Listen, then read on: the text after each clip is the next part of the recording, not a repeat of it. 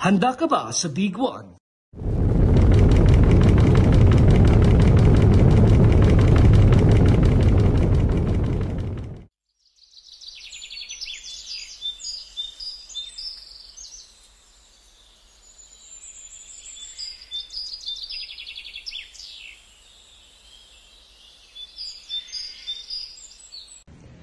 Sa isang iglap, pwede magbago ang lahat. Pero kung handa tayo, mababawasan ang panganib. Simple lang ang mga hakbang para maging ligtas. Siguraduhin matibay ang mga cabinet at shelves. Maghanda ng emergency go bag. Alamin ang ligtas na lugar sa bahay at sa barangay.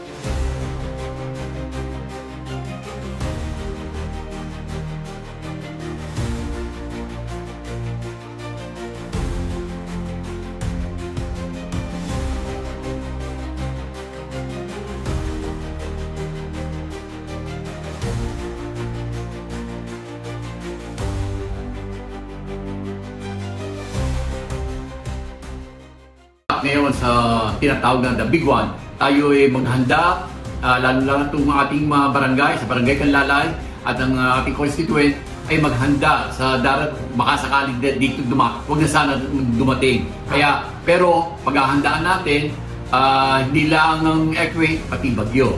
Turn over natin itong flyers sa ating seru at yung whistle para i-distribute sa mga tao, ating mamamayan. Ito po ang ating seru na siyang kumakatawan sa mga emergency ng ating barangay. Sila ating first responder ng mga pangangailangan. Hindi lang sa disaster, ultimo sa aksidente at lahat ng para makatulong sa mga mamamayan ng Canlalay. Salamat po. At dahil po sa sunod-sunod na lindol sa iba't ibang bahagi ng Pilipinas, pinaghahandaan ng mga LGU sa Metro Manila ang pagtama ng kinakabahang The Big One. Niyanig naman ng magnitude 5 na lindol ang Ilocos Norte pasado alas 4 ng hapon kanina. Hindi po nalalayo sa magnitude 6.9 na lindol sa Cebu ang inaasahang lakas ng The Big One na pinangangapahang yayanig sa Metro Manila. Hindi pa nga nakakabago ng Cebu, norte naman ngayon ang niyanig ng lindol. Diyanig po ng magnitude 3.2 na lindol ang Laguna kaninang tanghali.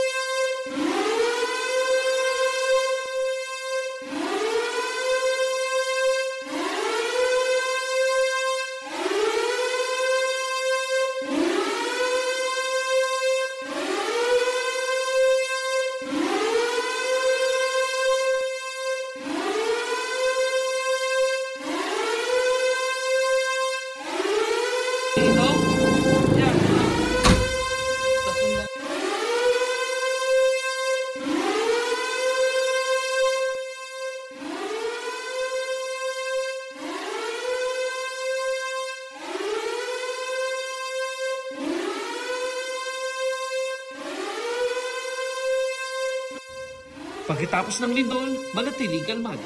Lumipat sa open space, iwas sa poste at gusali. Makinig sa anunsyo ng inyong barangay o LGU.